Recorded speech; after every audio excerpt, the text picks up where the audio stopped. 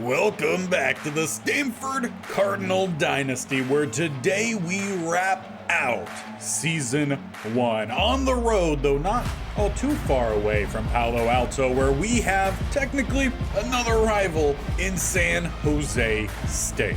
Unfortunately for Coach Barrington, in his first year here at Stanford, it has not gone particularly well. We've only won one game, though that game was in conference, but we are at the bottom of our conference. The quarterback play has not been what we were hoping. Ashton Daniels has struggled throughout, and we've seen some play of every single quarterback currently on roster. And after what appeared to be a breakout in the spring game, Cedric Irvin really hasn't done much. Where we have seen some success is Alik Ayomanor, but at an 88 overall, you expect them to play well, as we hope today he hits 1,000 yards. If he can find 2 more touchdowns, he'll hit 10. Defensively, there hasn't really been that much to discuss outside of one, of course, as part of the sophomore class, in Tafiti with 19 TFLs, 7 sacks. He finds himself on the watch list for best linebacker, with several other guys in front of him, all of which are seniors. He is the youngest outside of Anthony Hill Jr. from Texas to be on this list.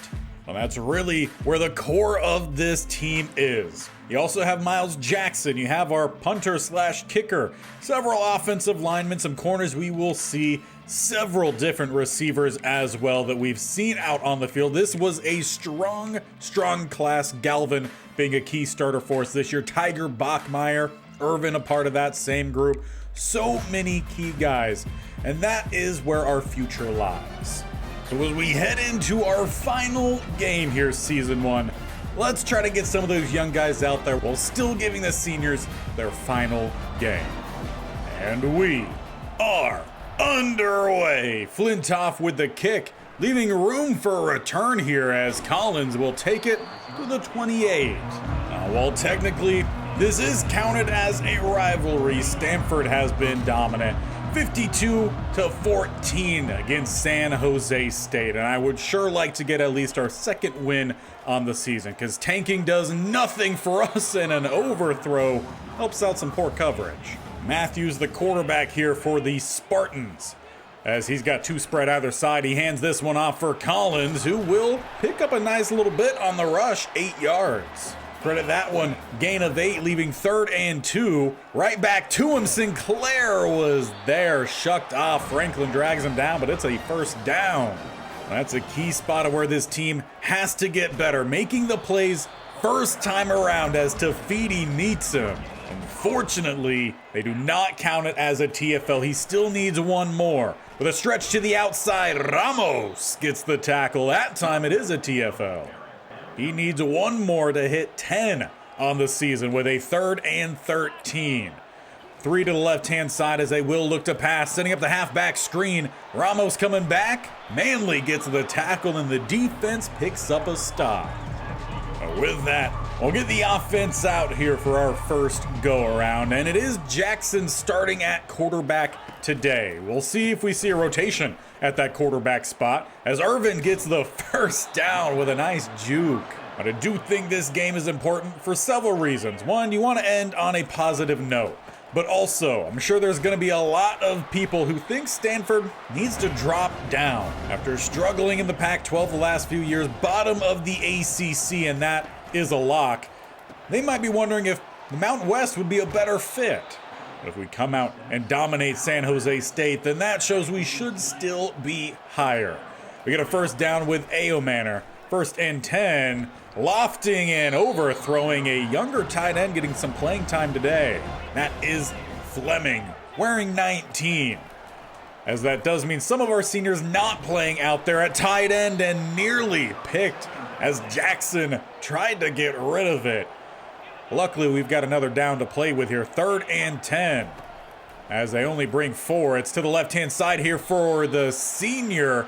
They're going to count that as a first down. It looks like he maybe stepped out. No challenge or anything, so let's just snap it quickly. Get Irvin back out there as he will rush for another first down. So far, I think the biggest difference from what we're seeing here is we haven't played a lesser competition team this year until now, is that the offensive line looks a lot stronger. Farrell breaks to the outside. Ayomanor with a great block and down to the 6. I'm sure Farrell was looking for a better season his final year, but getting some playing time. He started off the year really well. Hopefully he ends it well as a flag comes in on the first down rush. And it looks like this one is going to be backing up, holding on Mayberry. He has definitely struggled this year. First and goal at the 16. As letting things develop, Jackson, he gets to the outside and throws it away essentially. He had a couple options if he threw it low. Perhaps that's what he was looking to do. Second and goal. They will get the play set up for Ayomanor with a couple blocks. No, check that, it's Farrell. They give the senior the touchdown. You gotta love that from Coach Barrington. Typically the spot where you will see Alik Ayomanor. Instead, one more in the career of Farrell. And we'll see who he ends up becoming later on. Tafiti nearly again with the opportunity at the TFL. Instead, pulling it back and throwing it. They pick up a first down. Defense, really well their first drive. Offense, great their first drive. The biggest worry that this team has had has just been consistency as the roll away, throw away.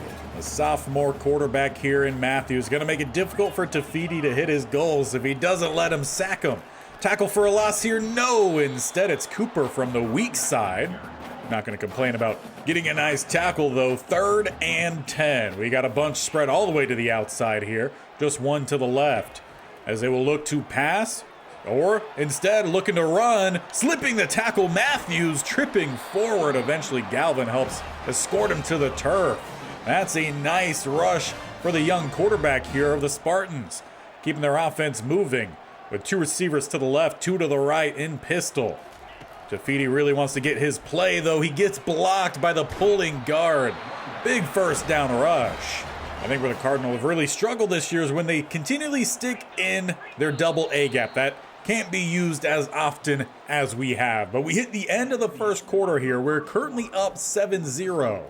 And I would love to hold a blank on this scoreboard for as long as possible. The turnover and go a long way. As they hand it back off to Chalkin, stuffed by the senior in Phillips. We haven't got to see much of this senior class, but the few that have participated have made some big plays. 2nd and 12. As they go back to the running game, Sinclair lights him up. Will be a second straight loss, make it 3rd and 14 as they spread wide. 3 to the right-hand side, and dumping this one off instead to the running back. Ramos goes for the ankle right. Plus, Edwards will get the tackle, and it will be the field goal unit heading out. Trying to erase the 0 on the scoreboard. This one from the 27, a 37-yarder, and it is good. But we don't keep him off the board for long, but still hold the lead 7-3 as the offense starts their second quarter. In motion is Tiger on the right-hand side as it is thrown to him. Spinning off of one, though, getting shoved down. Mark that gain of 8 for Bachmeier, leaving 2nd and 2 as we hand it off to Irvin, who will get that speed to the outside. Looks for the cutback, but no more yardage available. But he is already at 40 yards, typically about 5 or 6 yards away from his average per game, and trying to squeeze it into a hole that wasn't there. That one's going to get picked off. Bad pass by Jackson. Is purely too much anticipation rather than reading what's actually in front of him. 1st and 10 in plus territory. Spartans take over. It's Sinclair back again with a tackle, giving up 4. We hope to see some big plays from some more players. Already got one from Phillips. Sinclair's had a couple decent tackles. Wright comes in to get the tackle here, though, after the first. Of course, Wright, 1 interception away from hitting 5 on the season. It's been quite a few weeks since he's had a turnover. Back to running the ball down the middle. Labor gets the tackle. He's another one of those seniors playing his final game.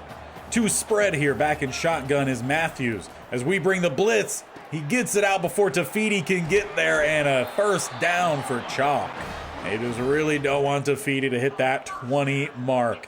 First and 10 at the 24. They go trips to the right-hand side. Backup running back checks in as he takes the handoff, cutting underneath to Feedy. He's playing well out there. Unfortunately, just hasn't been able to get that stat. Second and 9.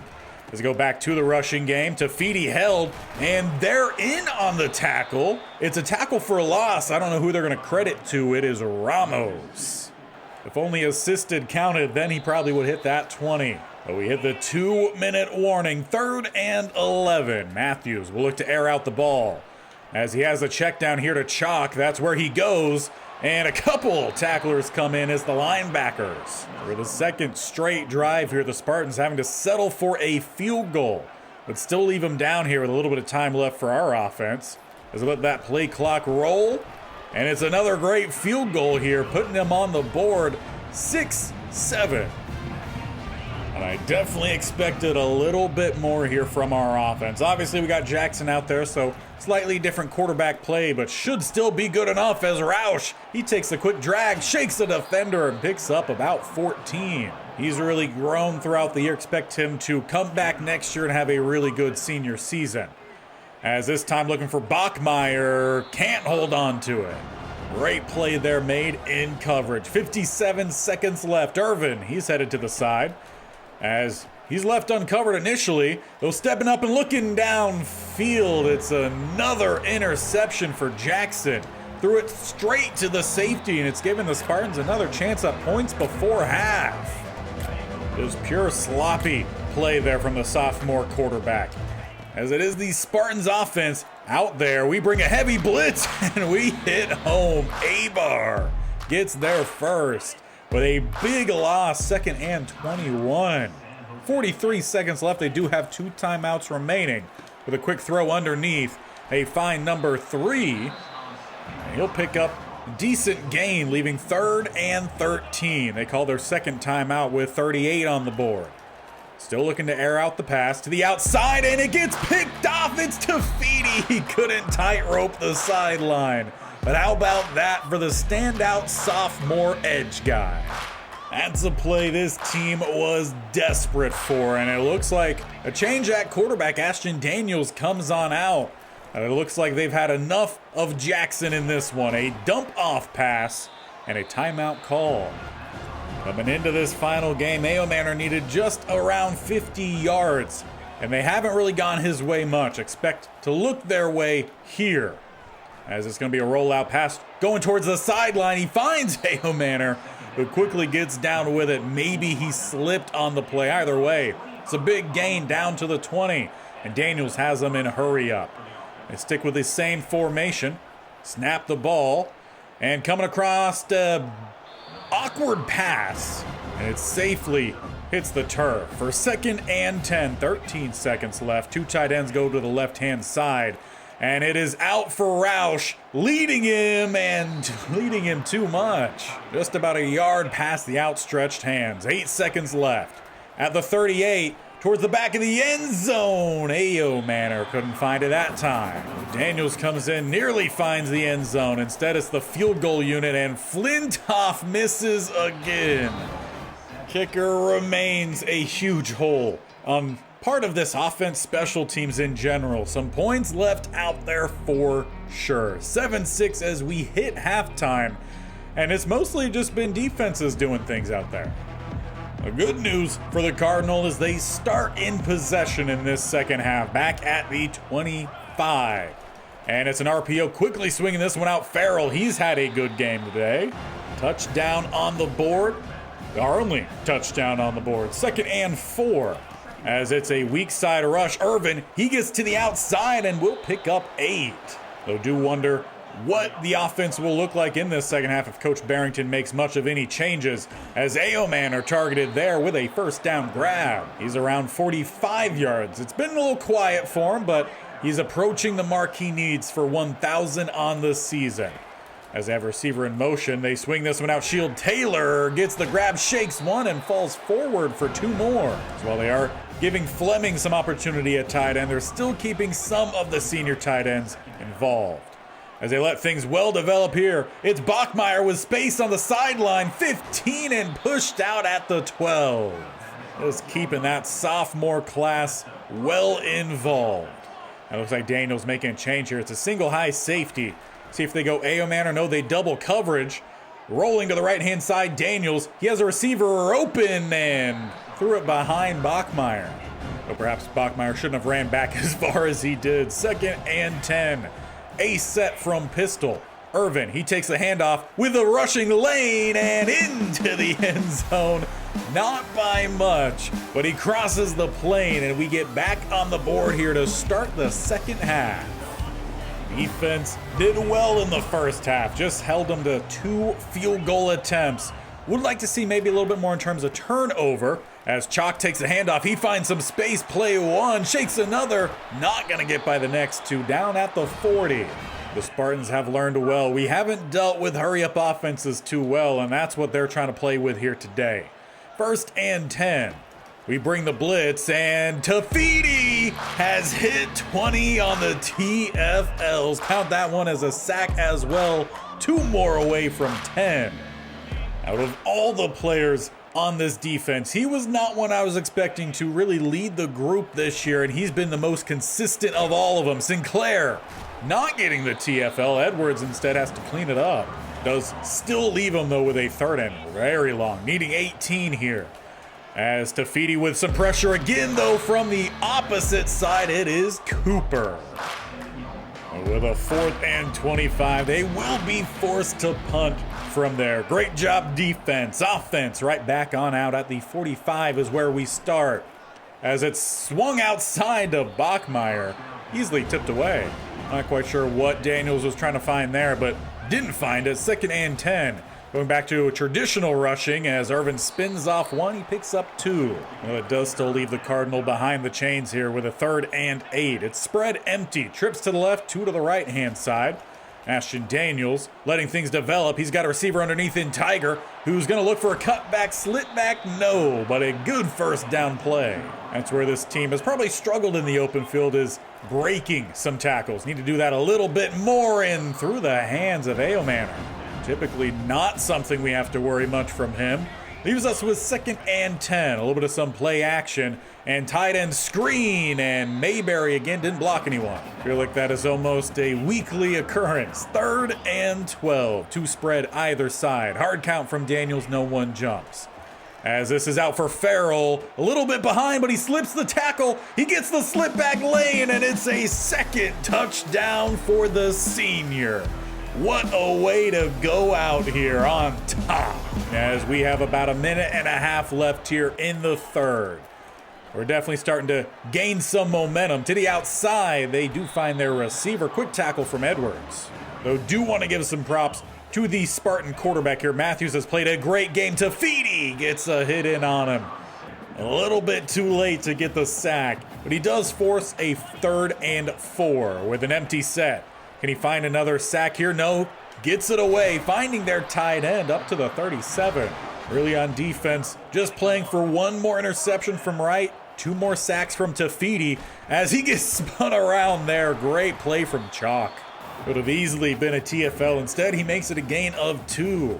For the 2nd and 8, they stick with a spread look, and we head to the 4th quarter of the final game here, season 1.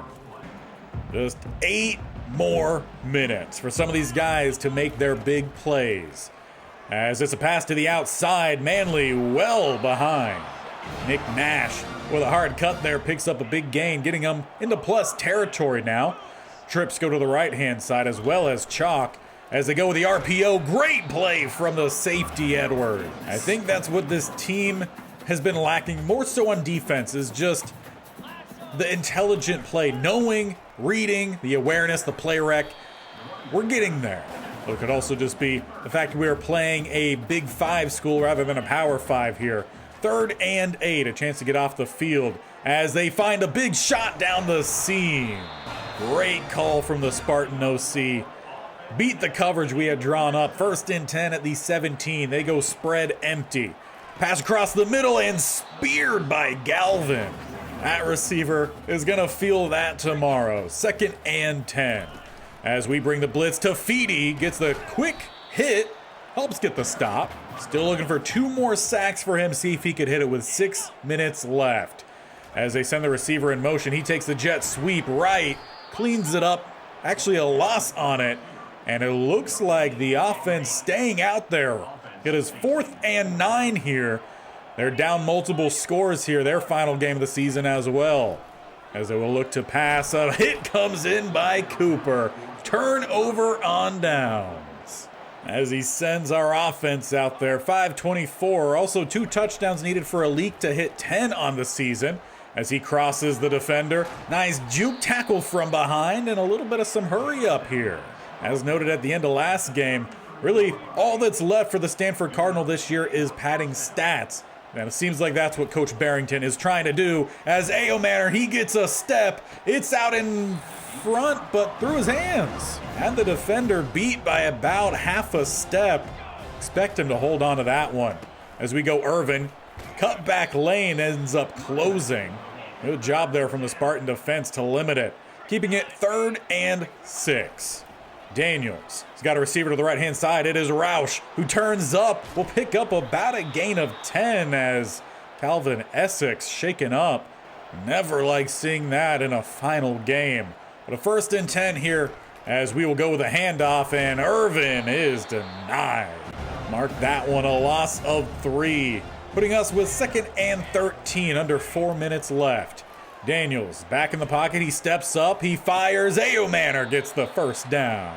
He's been used a little bit more, I would say, as a physical kind of receiver in this one. Not much of the deep threat, as it's back out to him, and he got the catch this time.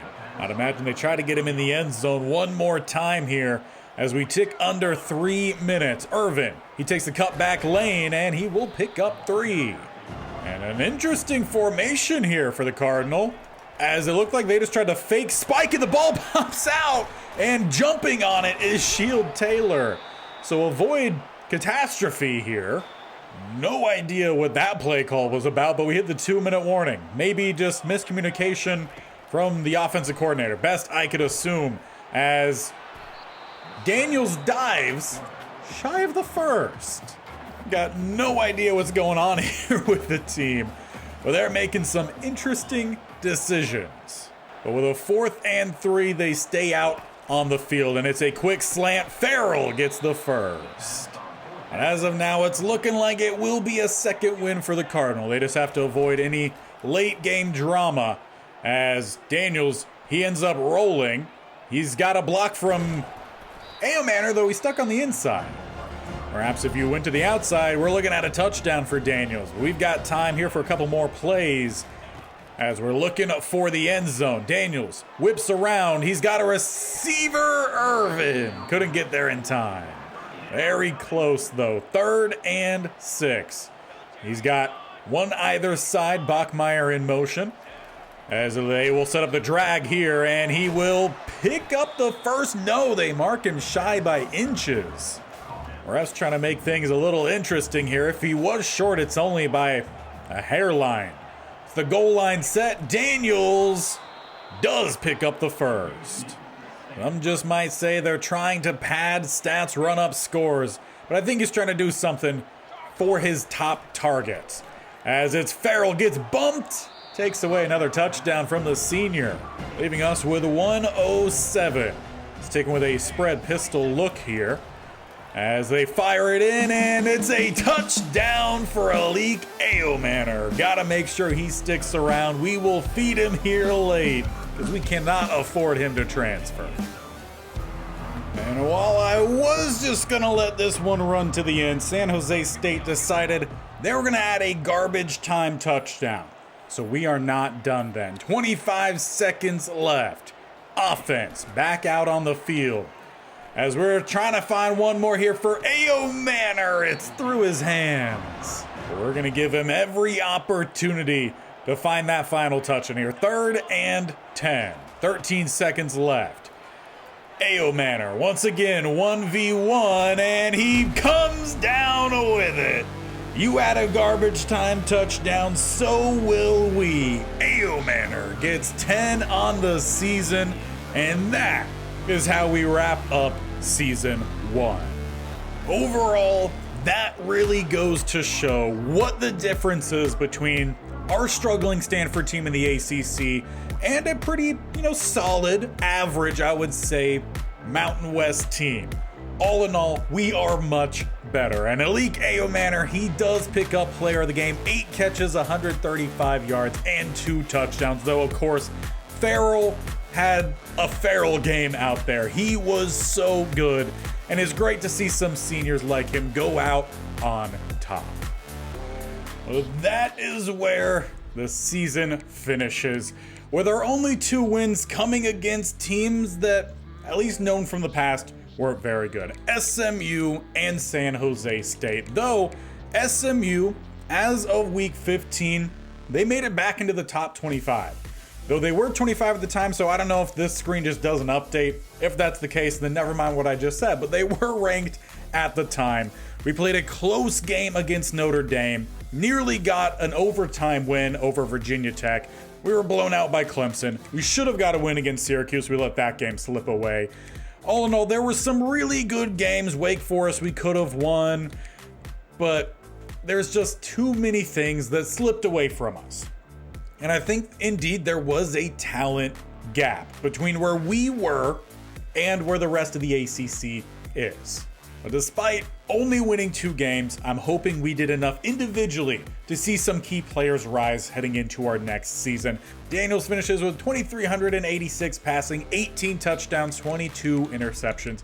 He only completed 61%. There were times where he looked really good. There were times where he looked really bad. Of Lamson and Jackson, he's the much better quarterback.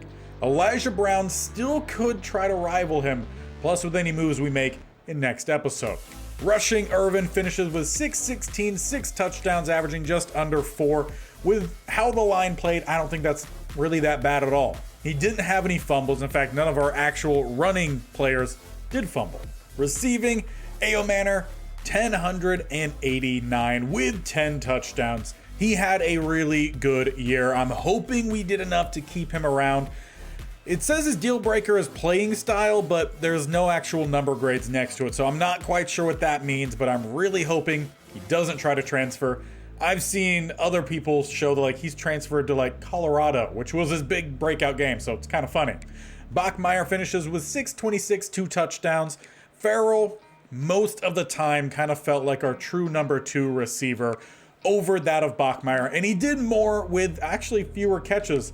If you look at the averages, he averaged more yards a catch. Yards per game, pretty similar, but 9 touchdowns in comparison. So really, it was Ayomanor, then Farrell. I honestly might even throw Roush before Tiger. Blocking wise, no one ended up giving up double-digit sacks, but still we need to improve with the blocking. There was a lot of hurries. We threw out of a lot of sacks, and some of those throws went to the other team. Offensively, Labor does end his senior year as the leading tackler on the team, 76. Sinclair, 67 was second, and then Edwards, the other safety, 66. Tackles for a loss to Feedy did hit 20. Sinclair did pass 15, so we did hit a couple stat marks in that game. Galvin finishes with 12. Ramos with 11. He did have a sack, 2.5 sacks for Galvin, 3 for Sinclair, 8 for Tafidi, and he indeed was our leading sack artist. Franklin and Cooper didn't even play that much. He ended with 3.5, so heading into next year, it's looking like Cooper and Tafidi on the outside. Unfortunately, one of the stats we didn't hit was one last interception here for the junior corner and right, and he might look to transfer, he might look to just go pro. He's an 89. That might get him in the realm of being drafted. We'll see what happens next time. Manley had 2, and then a couple other guys with 1. Kicking was horrendous for us this year. We ended up putting our punter out there. He missed 2 down the stretch. Our actual kicker, he missed all of his, and he's a senior, and by all means, see you later.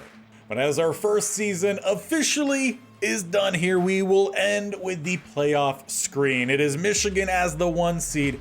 Utah comes in at 2.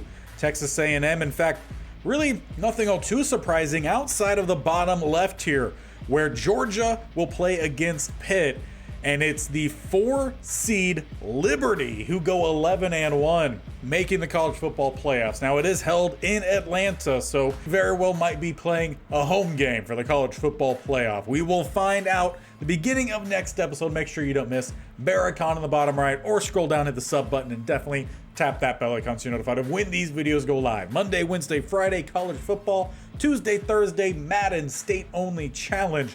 As we'll see you next time for the off-season, and hopefully we add a lot of talent. Let me know who you think we should go after. Keep an eye out, at least, on in the transfer portal.